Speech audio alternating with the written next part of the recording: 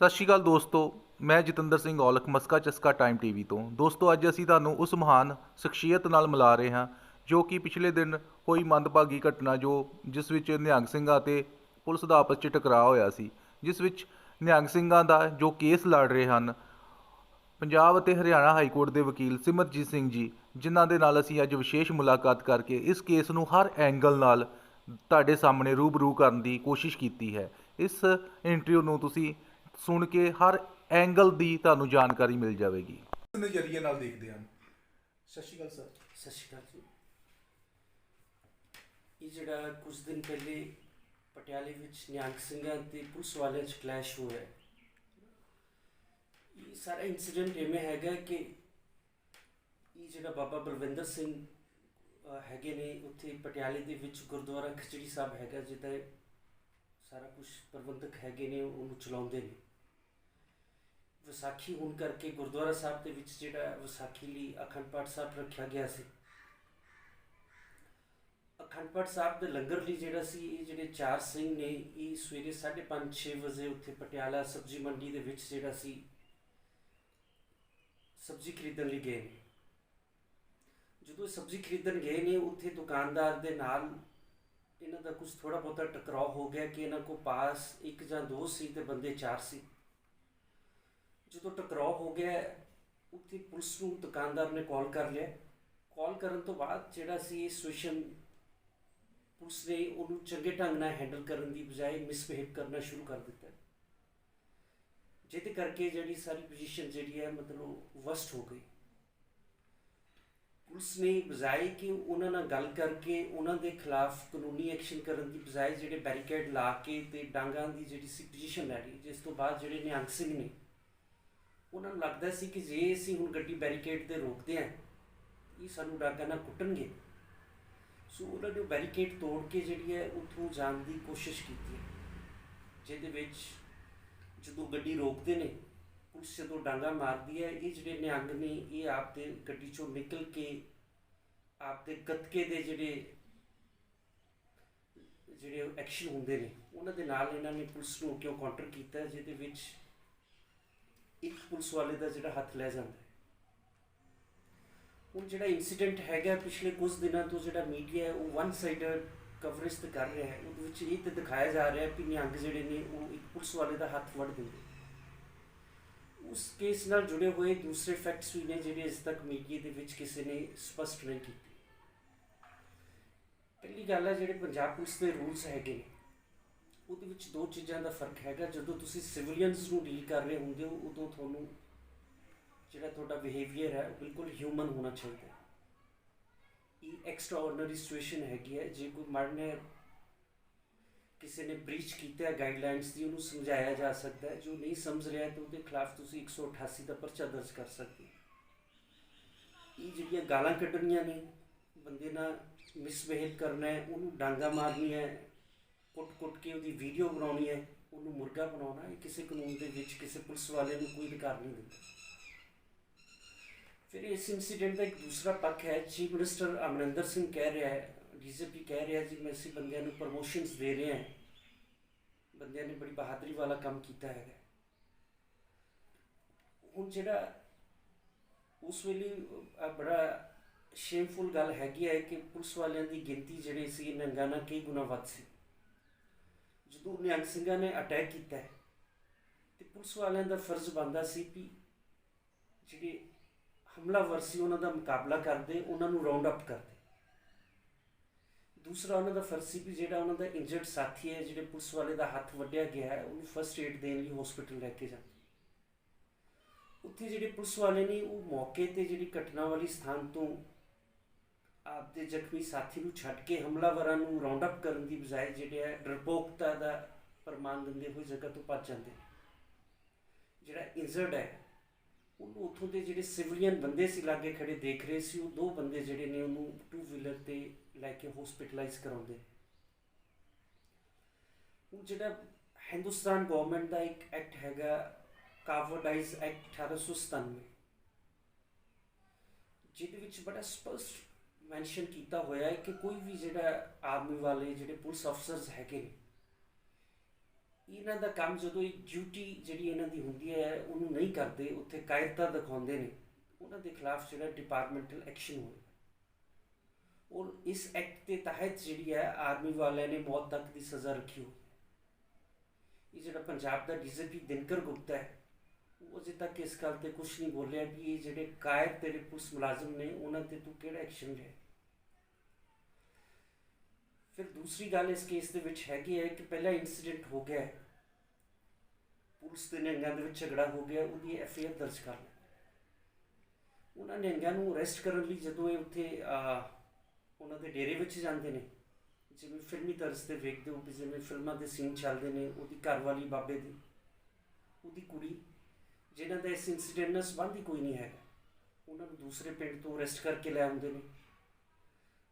ਉਹ ਜਦੋਂ ਸਪੀਕਰ ਰਾਹੀਂ ਐਸਐਸਪੀ ਤੇ ਹੋਰ ਜਿਹੜੇ ਸੀਨੀਅਰ ਪੁਲਿਸ ਅਫਸਰਸ ਨੇ ਵਾਰਨਿੰਗ ਦਿੰਦੇ ਨੇ, ਉਹ ਬਾਬਾ ਮੰਨ ਜਾਂਦਾ ਕਿ ਮੈਂ ਸਰੈਂਡਰ ਕਰ ਦਿੰਦਾ। ਜਦੋਂ ਉਹਦੀ ਘਰਵਾਲੀ ਨੂੰ, ਉਹਦੀ ਬੇਟੀ ਨੂੰ ਸਾਹਮਣੇ ਲਿਆਉਂਦੇ ਨੇ ਅਰੈਸਟ ਕਰਕੇ, ਉਹ ਬਾਬਾ ਜਿਹੜਾ ਸੀ ਆਲ ਆਫ ਸਡਨ ਆਪ ਦਾ ਕੰਟਰੋਲ ਖੋ ਲੈਂਦਾ ਹੈ। ਉੱਥੇ ਫਿਰ ਟਕਰਾਅ ਹੁੰਦਾ ਹੈ। ਉਸ ਟਕਰਾਅ ਦੇ ਵਿੱਚ ਪੁਲਿਸ ਨੇ ਜਿਹੜੀ ਬਾਬੇ ਦੀ ਨੌਂ ਸੀ, ਜਿਹੜੀ ਗੁਰੂ ਗ੍ਰੰਥ ਸਾਹਿਬ ਦੇ ਚੱਲ ਰਹੇ ਅਖੰਡ ਪਾਠ ਸਾਹਿਬ ਦੇ ਵਿੱਚ ਪਾਠ ਕਰ ਰਹੀ ਸੀ, ਉਹਨੂੰ ਤਾਬਿਆਂ ਦੇ ਵਿੱਚੋਂ ਅਰੈਸਟ ਕਰ ਲਿਆ, ਬਿਨਾਂ ਉੱਥੇ ਅਲਟਰਨੇਟ ਪਾਠੀ ਬਿਠਾਏ। ਇਹ ਵੀ ਜਿਹੜਾ ਪਾਰਟ ਹੈ ਵਾਇਲੇਸ਼ਨ ਹੈਗੀ ਹੈ। ਫਿਰ ਸਾਡੀ ਕੋਸ਼ਿਸ਼ ਇਹ ਹੈਗੀ ਹੈ ਕਿ ਇਹ ਜਿਹੜਾ ਵਾਈਟਲ ਆਰਗਨ ਕਿਹੜਾ ਹੁੰਦਾ ਹੈ, ਡੀਜੀਪੀ ਨੂੰ ਸਾਰਾ ਕੁਝ ਪਤਾ ਹੈ, ਸੁਪਰੀਮ ਕੋਰਟ ਨੇ ਬਿਲਕੁਲ ਐਕਸਪਲੇਨ ਕੀਤਾ ਹੋਇਆ ਹੈ। ਜਿਹੜਾ ਹੱਥ ਵਾਈਟਲ ਆਰਗਨ ਨਹੀਂ ਹੈਗਾ, ਹੱਥ ਕੱਟਿਆ ਗਿਆ, ਉਹ 326 ਬਣਨੀ ਚਾਹੀਦੀ ਸੀ। ਫਿਰ ਜਿਹੜਾ ਅਟੈਕ ਹੈ ਉਹ ਸਿੰਗਲ ਕੱਟਿਆ ਗਿਆ, ਉਹਨਾਂ ਨੇ ਮਤਲਬ ਨੋਇੰਗਲੀ ਤੌਣ 'ਤੇ ਕਿਤੇ ਜਿੱਥੇ ਬੰਦੇ ਨੂੰ ਜਾਨ ਨੂੰ ਖਤਰਾ ਹੋ ਸਕਦਾ ਹੈ ਉੱਥੇ ਕੋਈ ਕਿਰਪਾਨ ਐਟਰੀਬਿਊਟ ਨਹੀਂ ਕੀਤੀ ਬਲਵਿੰਦਰ ਸਿੰਘ ਉਹਨਾਂ ਨੇ। ਸੋ ਇਹ ਵੀ ਜਿਹੜਾ ਪੁਲਿਸ ਦਾ ਐਕਸ਼ਨ ਹੈ ਇਹ ਗਲਤ ਹੈਗਾ ਇੱਥੇ। ਫਿਰ ਇਹ ਸਾਰੇ ਕੇਸ ਦੇ ਵਿੱਚ ਹੋਇਆ ਕੀ ਹੈ ਜੀ, ਇਨਸੀਡੈਂਟ ਹੁੰਦਾ ਹੈ, ਇੱਕ ਸਾਈਡ 'ਤੇ ਜਿਹੜਾ ਪੰਜਾਬ ਪੁਲਿਸ ਦਾ ਡੀਜੀਪੀ ਹੈ, ਉਹ ਜਿਹਨਾਂ ਲੋਕਾਂ ਨੂੰ ਪੰਜਾਬ ਪੁਲਿਸ ਨੇ ਸਿਕਿਉਰਿਟੀ ਦਿੱਤੀ ਹੋਈ ਹੈ, ਜਿਹੜੇ ਪੰਜਾਬ ਪੁਲਿਸ ਦੇ ਕਹਿਣੇ 'ਚ ਚੱਲ ਰਹੀਆਂ ਨੇ ਨਿਹੰਗ ਜਥੇਬੰਦੀਆਂ, ਇਹਨਾਂ ਦੇ ਹੱਥ ਫੋਕੇ ਹੈਗੇ ਨੇ, ਔਰ ਜਿਹੜੇ ਲੋਕ ਸਰਕਾਰ ਦੇ ਸੰਪਰਕ 'ਚ ਨੇ, ਔਰ ਜਿਹੜੇ ਪੱਤਰਕਾਰ ਨੇ, ਉਹਨਾਂ ਨੂੰ ਵਨ ਸਾਈਡਡ ਜਿਹੜਾ ਇਹ ਸਾਰੇ ਕੇਸ ਦੀ ਜਿਹੜੀ ਕਵਰੇਜ ਕਰਾਈ ਜਾਂਦੀ ਹੈ। ਮਤਲਬ ਇਵੇਂ ਸ਼ੋਅ ਕੀਤਾ ਜਾ ਰਿਹਾ ਹੈ ਵੀ ਮੈਂ ਕ੍ਰਿਮੀਨਲ ਲਾਇਰ ਹੈਗਾ, ਤੂੰ ਰੋਜ਼ ਹਿੰਦੁਸਤਾਨ ਦੇ ਵਿੱਚ ਹਜ਼ਾਰਾਂ ਕੇਸ ਆਉਂਦੇ ਨੇ, ਝਗੜੇ ਹੁੰਦੇ ਨੇ, ਕਿਸੇ ਦੀ ਲੱਤ ਵੱਢੀ ਜਾਂਦੀ ਹੈ, ਕਿਸੇ ਦੀ ਬਾਂਹ ਵੱਢੀ ਜਾਂਦੀ ਹੈ, ਕਤਲ ਵੀ ਹੁੰਦੇ ਨੇ। ਇਹ ਦੋ ਧਿਰਾਂ ਦੇ ਵਿੱਚ ਇੰਸਟੈਂਟ ਲੜਾਈ ਹੋਈ ਹੈ, ਇਹ ਕੋਈ ਪ੍ਰੀ ਪਲਾਨ ਲੜਾਈ ਨਹੀਂ ਸੀ ਹੈ। ਹੁਣ ਸਾਡਾ ਇਹ ਡੀਜੀਪੀ ਨੂੰ ਕਈ ਚੈਨਲਸ ਜਿਨ੍ਹਾਂ ਨੇ ਸਵਾਲ ਕਰਨ ਦੀ ਕੋਸ਼ਿਸ਼ ਕੀਤੀ ਹੈ ਵੀ ਇਹ ਹਾਲਾਤ ਲਈ ਜ਼ਿੰਮੇਵਾਰ ਕੌਣ ਹੈਗਾ, ਇਹਦੇ ਵਿੱਚ ਪੰਜਾਬ ਪੁਲਿਸ ਦਾ ਰੋਲ ਕੀ ਹੈਗਾ। ਮੈਂ ਬੜਾ ਹੈਰਾਨ ਹੈ ਕਿ ਡੀਜੀਪੀ ਨੇ ਪਤਾ ਨਹੀਂ ਕਿੰਨੀਆਂ ਐਫਆਈਆਰ ਦਰਜ ਕਰ ਦਿੱਤੀਆਂ। ਇੱਥੇ ਇੱਕ YouTube ਚੈਨਲ ਚਲਾਉਂਦੇ ਨੇ ਭੁਪਿੰਦਰ ਸਿੰਘ ਸੱਜਣ, ਉੱਤੇ ਵੀ 8-9 ਧਾਰਾਵਾਂ ਲਾ ਕੇ ਪਰਚਾ ਦਰਜ ਕਰ ਦਿੱਤਾ ਗਿਆ। ਸਿਮਰਜੀਤ ਸਿੰਘ ਜੀ, ਇੱਕ ਅਸੀਂ ਤੁਹਾਡੇ ਨਾਲ ਹੋਰ ਗੱਲ ਕਰਨਾ ਚਾਹੁੰਦੇ, ਜਿਹੜੇ ਫੜੇ ਗਏ ਨਿਹੰਗ ਸਿੰਘ ਸੀ ਜੀ, ਉਹਨਾਂ ਤੇ ਕਿਹੜੀਆਂ ਧਾਰਾਵਾਂ ਤਹਿਤ ਪਰਚਾ ਜਿਹੜਾ ਦਰਜ ਹੋਇਆ? ਇਹ 2 ਐਫਆਈਆਰਸ ਹੈਗੀਆਂ ਨੇ ਜੀ। ਪਹਿਲੀ ਐਫਆਈਆਰ ਦੇ ਵਿੱਚ ਤਾਂ ਇਹਨਾਂ ਨੇ 307 ਤੇ ਹੋਰ ਰੈਲੇਵੈਂਟ ਧਾਰਾਵਾਂ ਲਾਈਆਂ ਨੇ। ਜਿਹੜੀ ਦੂਸਰੀ ਐਫਆਈਆਰ ਹੈ, ਜਿਹੜੀ ਡੇਰੇ ਦੇ ਵਿੱਚ ਟਕਰਾਅ ਹੁੰਦਾ ਹੈ, ਉਹਦੇ ਵਿੱਚ ਪੁਲਿਸ ਇੰਨਾ ਐਕਸਟ੍ਰੀਮ ਨਹੀਂ ਚਲੇ ਗਈ ਹੈ ਕਿ ਜਿਹੜੀ ਉਹ ਧਾਰਾ ਲਾ ਸਕਦੇ ਸੀ ਉਹਨਾਂ ਨੇ ਉਹ ਸਾਰੀਆਂ ਲਾ ਦਿੱਤੀਆਂ। ਜਿਵੇਂ ਐਕਸਪਲੋਸਿਵ ਐਕਟ ਲਾ ਦਿੱਤਾ ਹੈ, ਅਨਲੌਫੁਲ ਐਕਟੀਵਿਟੀ ਐਕਟ ਲਾ ਦਿੱਤਾ ਕਿ ਇਹਨਾਂ ਦੀਆਂ ਜ਼ਮਾਨਤਾਂ ਨਾ ਹੋਣ। ਹੁਣ ਮੈਂ ਥੋੜ੍ਹਾ ਜਿਹਾ ਬਰੀਫ ਕਰਨਾ ਚਾਹੁੰਦਾ ਸੀ ਪੰਜਾਬ ਦੇ ਵਿੱਚ ਮਤਲਬ ਸੀਨ ਕਿਹੋ ਜਿਹਾ ਪੁਲਿਸ ਕ੍ਰੀਏਟ ਕਰ ਰਹੀ ਹੈ। ਘਟਨਾ ਵਾਲੇ ਦਿਨ ਜਿਹੜੇ ਬੰਦੇ ਨੇ ਵੀ ਕਿਸੇ ਨੇ ਕਮੈਂਟ ਕੀਤਾ ਹੈ, ਪੁਲਿਸ ਉਹਦੇ ਘਰੇ ਪਹੁੰਚ ਕੇ, ਅਸੀਂ ਪਹਿਲੇ ਵੀ ਕਿਹਾ ਸੀ ਵੀ ਇਹ ਜਿਹੜੀ ਸਿਚੁਏਸ਼ਨ ਹੈ ਇਹ ਜਦੋਂ ਇੰਦਰਾ ਗਾਂਧੀ ਜਿਹੜੀ ਫਾਰਮਰ ਪ੍ਰਾਈਮ ਮਿਨਿਸਟਰ ਹੈਗੀ ਆ ਉਹਦੇ ਸਮੇਂ 'ਚ ਸਾਰਾ ਕੰਮ ਹੋਇਆ ਸੀ। ਇੰਦਰਾ ਗਾਂਧੀ ਨੇ ਜਿਹੜੇ ਮੌਲਿਕ ਅਧਿਕਾਰ ਨੇ, ਜਿਹੜਾ ਸਾਡਾ ਸੰਵਿਧਾਨ ਆ ਉਹਦੇ ਵਿੱਚ ਆਰਟੀਕਲ 13 ਤੋਂ 35 ਦੇ ਵਿਚਾਲੇ ਜਿਹੜੇ ਮੌਲਿਕ ਅਧਿਕਾਰ ਦਿੱਤੇ ਗਏ, ਔਰ ਇਹ ਮੌਲਿਕ ਅਧਿਕਾਰ ਨੇ ਜਿਨ੍ਹਾਂ ਨੂੰ ਸਟੇਟ ਸਸਪੈਂਡ ਨਹੀਂ ਕਰ ਸਕਦੀ, ਸਟੇਟ ਨੂੰ ਇਹਨਾਂ ਨੂੰ ਓਬੇ ਕਰਨਾ ਪੈਂਦਾ। ਪਰ ਇਸ ਕੇਸ ਕੀ ਹੋਇਆ ਹੈ ਕਿ ਡੀਜੀਪੀ ਨੇ ਜਿਹੜਾ ਆਰਟੀਕਲ 19 ਹੈ, ਜਿਹਦੇ ਵਿੱਚ ਹਰ ਬੰਦੇ ਨੂੰ ਬੋਲਣ ਦੀ ਆਜ਼ਾਦੀ ਹੈ, ਆਪ ਦੇ ਵਿਚਾਰ ਰੱਖਣ ਦੀ ਆਜ਼ਾਦੀ ਹੈ, ਈਵਨ ਮੀਡੀਆ ਨੂੰ ਵੀ ਆਪ ਦੀ ਗੱਲ ਕਰਨ ਦੀ ਆਜ਼ਾਦੀ ਹੈਗੀ, ਇਹਨੂੰ ਐਫਆਈਆਰ ਦਰਜ ਕਰਕੇ ਮਤਲਬ ਉਹ ਇੰਦਰਾ ਗਾਂਧੀ ਤੋਂ ਵੀ ਮਾਤ ਪਾ ਦਿੱਤੀ ਹੈ। ਕਿਉਂਕਿ ਜਦੋਂ ਇੰਦਰਾ ਗਾਂਧੀ ਸੀ ਉਹਨੇ ਇੱਕ ਸੰਵਿਧਾਨ ਦੇ ਵਿੱਚ 24ਵੀਂ ਅਮੈਂਡਮੈਂਟ ਕਰ ਦਿੱਤੀ ਸੀ ਜਿਸ ਵਿੱਚ ਉਹ ਫੰਡਾਮੈਂਟਲ ਰਾਈਟਸ ਨੂੰ ਖਤਮ ਕਰਨ 'ਤੇ ਤੁਲ ਗਈ ਸੀ। ਉਦੋਂ ਫਿਰ ਸੁਪਰੀਮ ਕੋਰਟ ਨੇ 2 ਲੈਂਡਮਾਰਕ ਜਜਮੈਂਟਸ ਦਿੱਤੀਆਂ, ਜਿਹਦੇ ਵਿੱਚ ਇੱਕ ਬਿਹਾਰ ਦੀ ਜਜਮੈਂਟ ਹੈ, ਕੇਦਾਰਨਾਥ ਦੀ ਹੈਗੀ ਹੈ, ਔਰ ਇੱਕ ਕੇਸ਼ਵ ਚੰਦਰ ਭਾਰਤੀ ਦੀ ਹੈਗੀ ਹੈ। ਉਹ ਜਿਹੜੀ ਕੇਦਾਰਨਾਥ ਦੀ ਜਜਮੈਂਟ ਹੈਗੀ ਹੈ ਉਹਦੇ ਵਿੱਚ ਸੁਪਰੀਮ ਕੋਰਟ ਨੇ ਬਹੁਤ ਕਲੀਅਰ ਕੀਤਾ ਕਿ ਜਿਹੜਾ ਆਰਟੀਕਲ 19 ਹੈਗਾ ਉਹਦੀਆਂ ਸਰਟਨ ਰਿਸਟ੍ਰਿਕਸ਼ਨਸ ਵੀ ਹੈਗੀਆਂ ਨੇ, ਪਰ ਉਹਦੇ 'ਚ ਲੋਕਾਂ ਨੂੰ ਆਜ਼ਾਦੀ ਵੀ ਹੈਗੀ ਹੈ। ਜਿਹੜੀ ਆਜ਼ਾਦੀ ਵਾਲੀ ਗੱਲ ਹੈਗੀ ਹੈ ਉਹਦੇ ਵਿੱਚ ਇਹ ਹੈਗਾ ਵੀ ਕੋਈ ਵੀ ਬੰਦਾ ਜੇ ਸਰਕਾਰ ਦੇ ਕਿਸੇ ਐਕਸ਼ਨ ਦੇ ਹੱਕ ਚਾਹੇ ਵਿਰੋਧ ਪ੍ਰਗਟ ਕਰਦਾ ਹੈ ਤੇ ਉੱਤੇ ਕੋਈ ਕਿਸੇ ਕਿਸਮ ਦਾ ਪਰਚਾ ਦਰਜ ਨਹੀਂ ਹੋਊਗਾ, ਉਹਦਾ ਫੰਡਾਮੈਂਟਲ ਰਾਈਟ ਹੈਗਾ, ਜਿਹਨੂੰ ਕਿ ਇਹਨਾਂ ਨੇ ਵਾਇਲੇਟ ਕੀਤਾ ਹੈਗਾ। ਫਿਰ ਇਸ ਕੇਸ ਦੇ ਵਿੱਚ ਇੱਕ ਆਰਟੀਕਲ 21 ਹੈਗਾ ਜਿਹੜਾ ਮੌਲਿਕ ਅਧਿਕਾਰ ਹੈ, ਉਹ ਕਹਿੰਦਾ ਕਿ ਜਦੋਂ ਤੱਕ ਕਿਸੇ ਬੰਦੇ ਨੂੰ ਕੋਰਟ ਦੋਸ਼ੀ ਡਿਕਲੇਅਰ ਨਾ ਕਰੇ, ਉਹਦੇ ਖਿਲਾਫ ਜਜਮੈਂਟ ਪਾਸ ਨਾ ਕਰੇ, ਉਦੋਂ ਤੱਕ ਉਹਨੂੰ ਜਿਹੜਾ ਵਾ ਤੁਸੀਂ ਦੋਸ਼ੀ ਡਿਕਲੇਅਰ ਨਹੀਂ ਕਰ ਸਕਦੇ। ਇਸ ਕੇਸ ਦੇ ਵਿੱਚ ਜਿਹੜਾ ਮੀਡੀਆ ਹੈ ਉਹਨੇ ਇੱਕ ਟਰਾਇਲ ਹੀ ਬਣਾਤਾ, ਇਹਨੂੰ ਮੀਡੀਆ ਟਰਾਇਲ ਬਣਾ ਕੇ ਪਹਿਲੇ ਹੀ ਜਜਮੈਂਟ ਪਾਸ ਹੋਣ ਤੋਂ ਪਹਿਲੇ ਜਿਹੜਾ ਇਹਨਾਂ ਨੂੰ ਦੋਸ਼ੀ ਤੈਅ ਕਰ ਦਿੱਤਾ। ਹਾਂਜੀ ਇਹ ਐਡਵੋਕੇਟ ਸਾਹਿਬ ਇੱਕ ਸਾਡਾ ਹੋਰ ਸਵਾਲ ਹੈ ਕਿ ਅਸੀਂ ਉਹਦੇ 'ਚ ਜਦੋਂ ਉਹਨਾਂ ਸਿੰਘਾਂ ਨੂੰ ਕੋਰਟ ਦੇ ਵਿੱਚ ਪੇਸ਼ ਕੀਤਾ ਗਿਆ, ਇੱਕ ਵੀਡੀਓ ਵਾਇਰਲ ਹੋਈ ਹੈ ਜਿਹਦੇ ਵਿੱਚ ਉਹਨਾਂ ਦੇ ਸਿਰ ਦੇ ਉੱਤੇ ਨਾ ਤੇ ਦਸਤਾਰ ਸੀ ਅਤੇ ਨਾ ਹੀ ਮੂੰਹ ਤੇ ਮਾਸਕ ਸੀ। ਜਿਸ ਤਰ੍ਹਾਂ ਹੁਣ ਕਰੋਨਾ ਵਾਇਰਸ ਬਹੁਤ ਫੈਲ ਰਿਹਾ ਹੈ ਤੇ ਨੰਗੇ ਪੈਰੀ ਵੀ ਸੀ, ਤੇ ਇਉਂ ਲੱਗਦਾ ਸੀ ਉਹਨਾਂ ਦੇ ਤੁਰਨ ਤੋਂ ਉਹਨਾਂ ਤੇ ਕਾਫੀ ਤਸ਼ੱਦਦ ਵੀ ਹੋਇਆ। ਕਿ ਇਹ ਰੂਲ ਰੈਗੂਲੇਸ਼ਨ ਜੋ ਕਾਨੂੰਨ ਸਾਡਾ ਸੰਵਿਧਾਨ ਆ ਉਹਦੇ ਅੰਡਰ ਸਾਰੀ ਕਾਰਵਾਈ ਹੋਈ ਹੈ ਜਾਂ ਇਸ ਦੇ ਖਿਲਾਫ ਵੀ ਕੁਛ ਹੈ? ਦੇਖੋ, ਜਿਹੜੇ ਪੰਜਾਬ ਪੁਲਿਸ ਰੂਲਸ ਨੇ ਉਹ ਕਹਿੰਦੇ ਨੇ ਜਦੋਂ ਬੰਦਾ ਪੁਲਿਸ ਕਸਟਡੀ ਵਿੱਚ ਹੁੰਦਾ ਉਹਨੂੰ ਇੱਕ ਪਰਨਾ ਪ੍ਰੋਵਾਈਡ ਕੀਤਾ ਜਾਊਗਾ, ਔਰ ਪੁਲਿਸ ਵਾਲਿਆਂ ਨੂੰ ਪਤਾ ਕਿ ਇਹ ਸਾਰੇ ਅੰਮ੍ਰਿਤਧਾਰੀ ਮਰਿਆਦਾ ਵਾਲੇ ਸਿੱਖ, ਸੋ ਇਹਨਾਂ ਨੂੰ ਨੰਗੇ ਸਿਰ ਲੈ ਕੇ ਆਉਣਾ ਹੀ ਪਹਿਲੀ ਗੱਲ ਹੈ ਪੰਜਾਬ ਪੁਲਿਸ ਦੇ ਰੂਲਸ ਦੀ ਵਾਇਲੇਸ਼ਨ ਹੈਗੀ ਹੈ। ਦੂਸਰਾ, ਇਹਨਾਂ ਨੇ ਪੰਜਾਬ ਦੇ ਵਿੱਚ ਹਜ਼ਾਰਾਂ ਪਰਚੇ ਕਰ ਦਿੱਤੇ ਨੇ ਕਿ ਤੁਸੀਂ ਜਿਹੜਾ ਡਿਜ਼ਾਸਟਰ ਮੈਨੇਜਮੈਂਟ ਐਕਟ ਹੈਗਾ ਉਹਦਾ ਸੈਕਸ਼ਨ 54 ਹੈ, ਲੋਕਾਂ ਨੂੰ ਫੋਲੋ ਨਹੀਂ ਕਰ ਰਹੇ। 270, 271, 115 ਕਈ ਤਰ੍ਹਾਂ ਲੋਕਾਂ ਤੇ ਲਾਈਆਂ। ਇਹ ਪੁਲਿਸ ਦੀ ਡਿਊਟੀ ਸੀ ਕਿ ਕਰੋਨਾ ਦਾ ਇੰਨੀ ਸੀਰੀਅਸ ਥ੍ਰੈਟ ਹੈਗੀ ਹੈ, ਇਹਨਾਂ ਨੂੰ ਮਾਸਕ ਪ੍ਰੋਵਾਈਡ ਕਰਦੀ, ਇਹਨਾਂ ਨੂੰ ਜਿਹੜੀ ਸੀ ਪੈਰਾਂ 'ਚ ਚੱਪਲਾਂ ਪਾਉਂਦੀ, ਔਰ ਇਹ ਜਿਹੜੀ ਡਿਊਟੀ ਸੀ ਕਿਉਂਕਿ ਸਭ ਤੋਂ ਪਹਿਲੇ ਇੱਕ ਮੌਲਿਕ ਅਧਿਕਾਰ ਹੁੰਦਾ, ਜਦੋਂ ਕਿਸੇ ਬੰਦੇ ਨੂੰ ਅਰੈਸਟ ਕੀਤਾ ਜਾਂਦਾ ਉਹਨੂੰ ਪੁੱਛਿਆ ਜਾਂਦਾ ਕਿ ਭਾਈ ਤੂੰ ਆਪਦਾ ਵਕੀਲ ਕਰਨਾ ਚਾਹੁੰਦਾ, ਕਿਸੇ ਵਕੀਲ ਨੂੰ ਕਾਲ ਕਰਨਾ ਤੇ ਕਰੋ। ਇਸ ਕੇਸ ਦੇ ਵਿੱਚ ਇਹਨਾਂ ਨੂੰ ਕੋਈ ਵੀ ਜਿਹੜੀ ਉਸ ਵੇਲੇ ਲੀਗਲ ਰਿਪਰੈਜ਼ੈਂਟੇਸ਼ਨ ਨਹੀਂ ਹੋਈ, ਔਰ ਮੋਰ ਓਵਰ ਉਸ ਵੇਲੇ ਜਿਹੜਾ ਜੁਡੀਸ਼ੀਅਲ ਅਫਸਰ ਹੈ ਉਹਨੂੰ ਵੀ ਖਿਆਲ ਕਰਨਾ ਚਾਹੀਦਾ ਸੀ ਵੀ ਤੁਰੰਤ ਇਹਨਾਂ ਦਾ ਜਿਹੜਾ ਸੀ, ਕਿਉਂਕਿ ਹਾਈਲਾਈਟਡ ਮੈਟਰ ਹੈ, ਬੰਦਿਆਂ ਦੇ ਤੌਰ ਤੋਂ ਪਤਾ ਲੱਗ ਰਿਹਾ ਕਿ ਟੌਰਚਰ ਹੋ ਰਹੀ, ਇਹਨਾਂ ਦਾ ਜਿਹੜਾ ਬੋਰਡ ਕੋਲ ਮੈਡੀਕਲ ਐਗਜ਼ਾਮੀਨੇਸ਼ਨ ਹੋਣਾ ਚਾਹੀਦਾ ਸੀ ਜਿਹੜਾ ਨਹੀਂ ਹੋਇਆ। ਸੋ ਇਹ ਜਿਹੜੇ ਇਸ ਕੇਸ ਦੇ ਵਿੱਚ ਜਿਹੜੇ ਰੂਲਸ ਹੈਗੇ ਨੇ ਉਹ ਫੋਲੋ ਨਹੀਂ ਕੀਤੇ ਗਏ ਪੁਲਿਸ ਵੱਲੋਂ।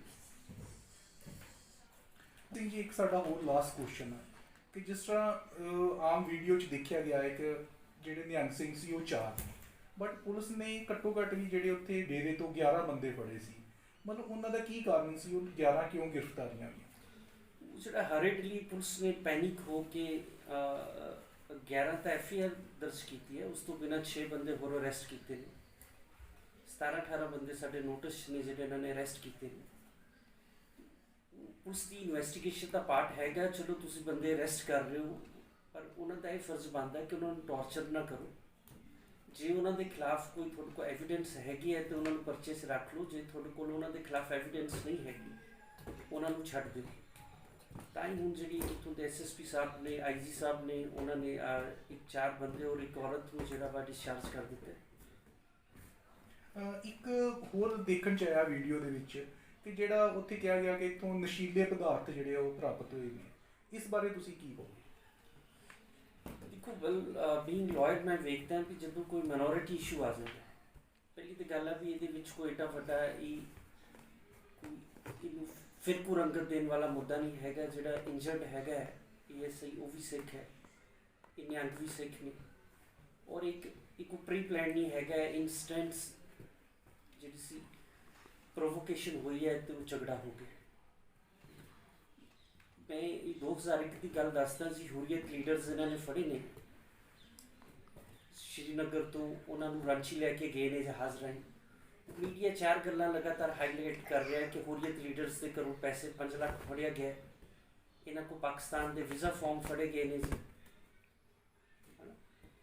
ਸਵਾਲ ਇਹ ਹੈਗਾ ਕਿ ਕੈਸ਼ ਇੱਕ ਵੱਡੀ ਰਾਜਨੀਤਿਕ ਪਾਰਟੀ ਹੈ, ਉਹਨਾਂ ਕੋਲ ਕੈਸ਼ ਪਿਆ ਹੋ ਸਕਦਾ ਹੈ, ਵੀਜ਼ਾ ਫਾਰਮ ਲੀਗਲ ਨੇ, ਇਵੇਂ ਇਸ ਕੇਸ 'ਚ ਕੀਤਾ ਜਾ ਰਿਹਾ ਜੀ। 39 ਲੱਖ ਰੁਪਇਆ ਫੜਿਆ ਗਿਆ ਹੈ। ਉਹ ਗੁਰਦੁਆਰਾ ਸਾਹਿਬ ਹੈਗਾ ਜਿਸ 'ਚ 3-4 ਹਜ਼ਾਰ ਬੰਦਾ ਹਰ ਮਹੀਨੇ ਹੁੰਦਾ ਹੈ। ਪੂਰੀ ਦੇਸ਼ਾਂ ਵਿਦੇਸ਼ਾਂ 'ਚੋਂ ਲੋਕ ਗੁਰਦੁਆਰਾ ਸਾਹਿਬ ਨੂੰ ਸਮਰਪਿਤ ਹੈਗੇ ਨੇ। ਇਹ ਲੋਕਾਂ ਦੇ ਪੈਸੇ ਨਾਲ ਹੀ ਇਹ 2-2.5 ਏਕੜ ਜ਼ਮੀਨ ਦੇ ਵਿੱਚ ਐਡਾ ਵੱਡਾ ਗੁਰਦੁਆਰਾ ਸਾਹਿਬ ਬਣਿਆ ਹੈ। ਤੇ ਜੈਨੂਅਨ ਹੈ, ਤੁਸੀਂ ਸਵਾਲ ਪੁੱਛੋ ਇਸ ਇਲੀਗਲ ਵਾਲੀ ਕਿਹੜੀ ਗੱਲ ਹੈਗੀ ਹੈ ਜੀ। ਫਿਰ ਜਿਹੜੇ ਸ਼ਸਤਰ ਹੈਗੇ ਨੇ ਉਹ ਆਰਮਸ ਐਕਟ ਦੇ ਵਿੱਚ ਕਵਰ ਨਹੀਂ ਹੁੰਦੇ, ਕਿਉਂਕਿ ਸ਼ਸਤਰ ਜਿਹੜੇ ਹੈ ਸਿੱਖਾਂ ਦੀ ਜਿਹੜੇ ਨਿਹੰਗ ਸਿੰਘ ਨੇ ਉਹਨਾਂ ਦਾ ਅੰਗ ਹੈਗੇ। ਉੱਥੋਂ ਕਿਰਪਾਨਾਂ ਫੜੀਆਂ ਗਈਆਂ, ਉਹ ਕੋਈ ਏਡੀ ਵੱਡੀ ਗੱਲ ਨਹੀਂ ਹੈਗੀ। ਜੇ ਅੱਧਾ ਲੀਟਰ ਕਹਿੰਦੇ ਨੇ ਅਸੀਂ ਤੇਲ ਫੜ ਲਿਆ ਪੈਟਰੋਲ, ਇਹ ਦੱਸੋ ਕਿ ਜਿਹੜਾ ਪੈਟਰੋਲ ਹੈਗਾ ਉਹ ਕੋਈ ਇਲੀਗਲ ਆਈਟਮ ਹੈਗੀ ਹੈ? ਉਹ ਬੈਂਡ ਹੈਗੀ ਹੈ ਪੰਜਾਬ ਦੇ ਵਿੱਚ ਜਿਹਨੂੰ ਤੁਸੀਂ ਰੱਖ ਨਹੀਂ ਸਕਦੇ। ਫਿਰ ਜਿਵੇਂ ਅਸੀਂ ਵੇਖਦੇ ਹਾਂ ਕਿ ਪੁਲਿਸ ਪਲਾਂਟ ਕਰ ਦਿੰਦੀ ਆ, ਹੁਣ ਮਤਲਬ ਉਹਨਾਂ ਨੂੰ ਬਦਨਾਮ ਕਰਨ ਲਈ, ਫੈਬਰੀਕੇਟ ਕਰਨ ਲਈ ਇਹ ਵੀ ਕਹਿ ਦਿੱਤਾ ਕਿ ਇੱਥੇ 3000 ਗੋਲੀ ਨਸ਼ੇ ਦੀ ਫੜੀ ਗਈ। ਜਦੋਂ ਕਿ ਛੋਟਾ ਜਿਹਾ ਗੁਰਦੁਆਰਾ ਹੈ, ਉਸ 'ਚ 2-3-4 ਬੰਦੇ ਇਹ ਪਰਮਾਨੈਂਟ ਹੈਗੇ ਨੇ, ਬਾਕੀ ਤੋਂ ਲੋਕ ਨੇ ਜਿਹੜੇ ਸ਼ਰਧਾਲੂ ਨੇ, ਆਉਂਦੇ ਨੇ, ਸੇਵਾ ਕਰਕੇ ਚਲੇ ਜਾਂਦੇ ਨੇ। ਤੇ ਬਾਬਾ ਜਿਹੜਾ ਹੈਗਾ ਬਿਲਕੁਲ ਪੂਰਨ ਮਰਿਆਦਾ 'ਚ ਰਹਿਣ ਵਾਲਾ ਹੈ। ਅਜੇ ਤੱਕ ਕੋਈ ਵੀ ਇਹਨਾਂ ਨੇ ਮੈਡੀਕਲ ਰਿਪੋਰਟ ਨਹੀਂ ਬਿਨਾਂ ਕਿਸੇ ਮੈਡੀਕਲ ਰਿਪੋਰਟ ਦੇ ਕੇ ਨਸ਼ੇ ਇਹਨਾਂ ਦੇ ਬਲੱਡ 'ਚ ਨਸ਼ਾ ਹੈਗਾ ਕਿ ਨਹੀਂ ਹੈਗਾ, ਪੁਲਿਸ ਕੋਲੇ ਕੋਈ ਰਾਈਟ ਨਹੀਂ ਹੈਗਾ ਇਹ ਗੱਲਾਂ ਕਹਿਣ ਦਾ। ਫਿਰ ਸਾਡਾ ਸਵਾਲ ਇਹ ਹੈ ਕਿ ਜੋ ਗੁਰਦੁਆਰੇ 'ਚ ਇੰਨੇ ਵੱਡੇ ਪੱਧਰ 'ਤੇ ਡਰੱਗਸ ਹੋ ਰਹੀਆਂ ਨੇ, ਸਪਲਾਈ ਹੋ ਰਹੀਆਂ ਨੇ, ਯੂਜ਼ ਹੋ ਰਹੀਆਂ ਨੇ, ਤੁਹਾਡੇ ਕੋਲ IB ਹੈਗੀ ਹੈ ਲੋਕਲ, ਤੁਹਾਡੀ CID ਹੈਗੀ ਹੈ, ਇੰਟੈਲੀਜੈਂਸ ਬਿਊਰੋ ਹੈਗੀ ਹੈ, ਤੁਹਾਡਾ ਪੁਲਿਸ ਦਾ ਐਡਾ ਜੰਤਰ ਤੰਤਰ ਹੈਗਾ, ਫਿਰ ਤੁਸੀਂ ਕਿੱਥੇ ਸੁੱਤੇ ਪਏ ਸੀ? ਐਡਵੋਕੇਟ ਸਾਹਿਬ, ਇੱਕ ਸਾਡਾ ਹੋਰ ਕੁਐਸਚਨ ਹੈ ਕਿ ਜਿਹੜਾ ਇਹ ਗੁਰਦੁਆਰਾ ਸਾਹਿਬ ਹੈ ਕਿ ਇਹ ਇਤਿਹਾਸਿਕ ਹੈ ਜਾਂ ਵੈਸੇ ਹੀ ਮਤਲਬ ਉਹਨਾਂ ਨੇ ਗੁਰਦੁਆਰਾ ਜਿਹੜਾ ਨਿਹੰਗ ਸਿੰਘ ਉਹਨਾਂ ਨੇ ਬਣਾਇਆ? ਇਹ ਹਿਸਟੋਰੀਕਲ ਗੁਰਦੁਆਰਾ ਹੈਗਾ ਜੀ। ਇੱਥੇ ਗੁਰੂ ਸਾਹਿਬ ਜਦੋਂ ਦਿੱਲੀ ਤੋਂ ਆਏ ਨੇ, ਮੈਨੂੰ ਡਿਟੇਲ ਤਾਂ ਪਤਾ ਨਹੀਂ ਹੈ ਕਿ ਇੱਥੇ ਗੁਰੂ ਸਾਹਿਬ ਨੇ ਖਿਚੜੀ ਖਾਧੀ ਸੀ। ਉਸ ਖਿਚੜੀ ਬਣਾਉਣ ਤੋਂ ਹੀ ਇਹ ਗੁਰਦੁਆਰਾ ਸਾਹਿਬ ਦਾ ਨਾਂ ਜਿਹੜਾ ਖਿਚੜੀ ਸਾਹਿਬ ਪੈ ਗਿਆ ਹੋਇਆ। ਇਹ ਹਿਸਟੋਰੀਕਲ ਹੈਗਾ ਜੀ। ਇਹ ਸਿਮਰਜੀਤ ਸਿੰਘ ਜੀ ਸੀ ਜਿਨ੍ਹਾਂ ਨਾਲ ਅਸੀਂ ਕੇਸ ਬਾਰੇ ਸਾਰੀ ਲੰਬੀ ਚੌੜੀ ਗੱਲ ਕੀਤੀ। ਹੋ ਸਕਦਾ ਹੈ ਕਿ ਹੁਣ ਸਾਡੀ ਇਸ ਗੱਲ ਦੇ ਨਾਲ ਕਾਫੀ ਹੀ ਇਸ ਕੇਸ ਦੇ ਉੱਤੋਂ ਪਰਦੇ ਚੁੱਕੇ ਗਏ ਹੋਣ, ਜੋ ਕਿ ਮੀਡੀਆ ਪਲੱਸ ਆਮ ਲੋਕੀ ਜਿਹੜੇ ਉਹ ਜਾਣਨਾ ਚਾਹੁੰਦੇ ਸੀ ਕਿ ਐਕਚੁਅਲੀ ਇਹ ਗੱਲ ਕੀ ਹੋਈ, ਲੜਾਈ ਦਾ ਮੇਨ ਕਾਰਨ ਕੀ ਸੀ, ਇਹ ਲੜਾਈ ਇੱਥੋਂ ਤੱਕ ਕਿਸ ਤਰ੍ਹਾਂ ਵੱਧ ਗਈ। ਫਿਰ ਵੀ ਅਸੀਂ ਆਪਣੀ ਪੱਖ ਤੋਂ ਜਿਹੜੀ ਤੁਹਾਨੂੰ ਸਹੀ ਤੇ ਵਧੀਆ ਜਾਣਕਾਰੀ ਦੇਣ ਵਾਸਤੇ ਸਿਮਰਜੀਤ ਸਿੰਘ ਜੀ ਦੇ ਨਾਲ ਟਾਈਮ ਟੂ ਟਾਈਮ ਫਿਰ ਦੁਬਾਰਾ ਮਿਲਦੇ ਰਹਾਂਗੇ। ਧੰਨਵਾਦ ਦੋਸਤੋ।